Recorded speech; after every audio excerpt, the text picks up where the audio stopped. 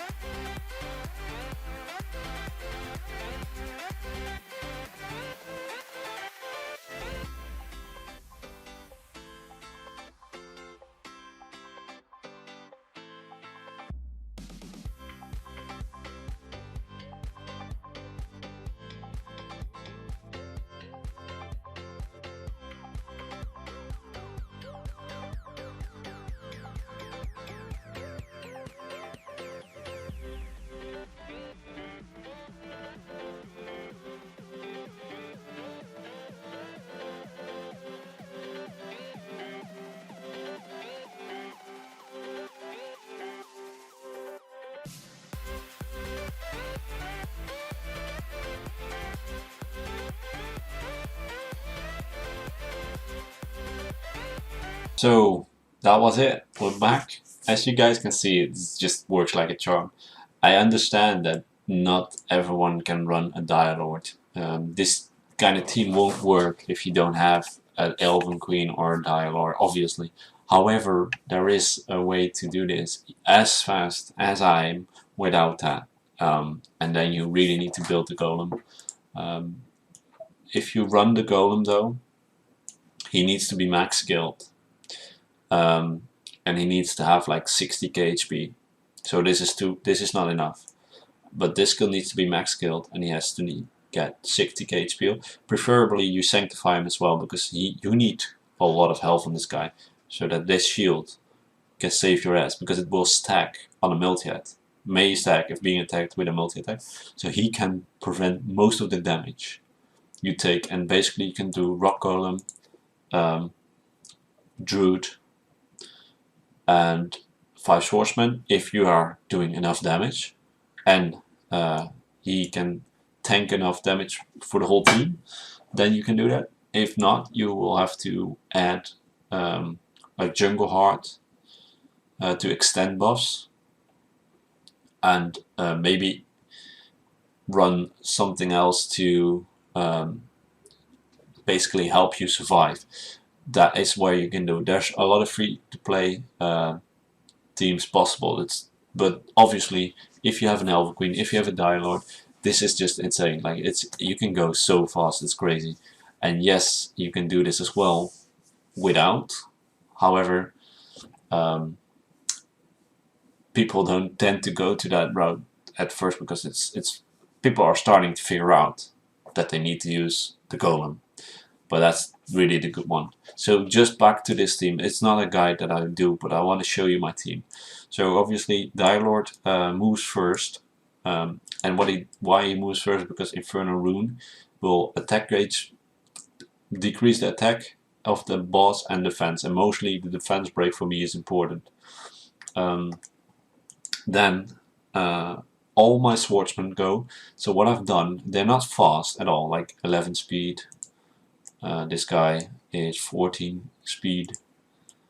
This guy is 15 speed. This guy is 11.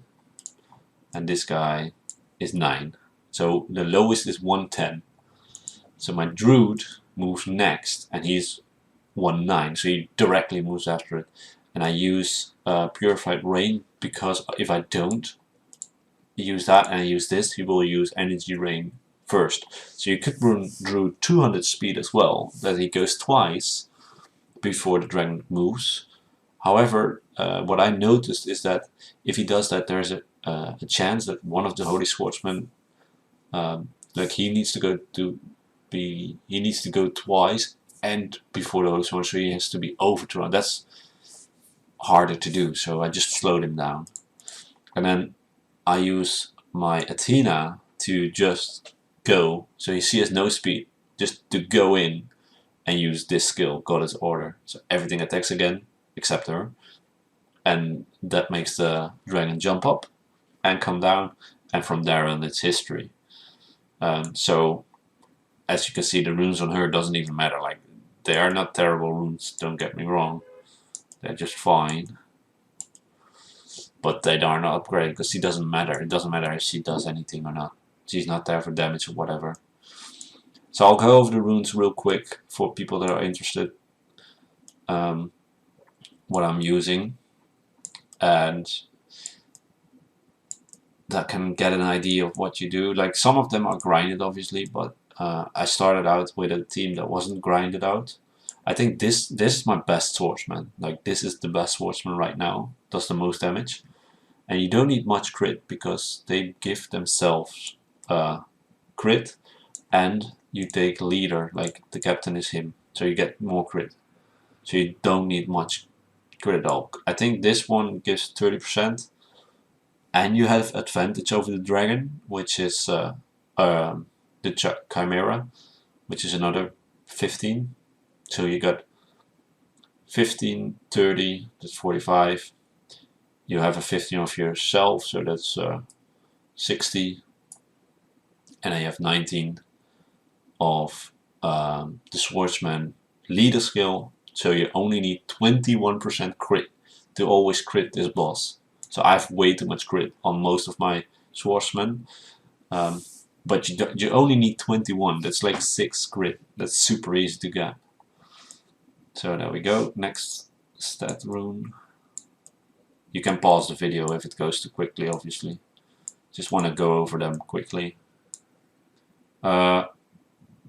This is the second best. I might even think that this is better just because he has more HP.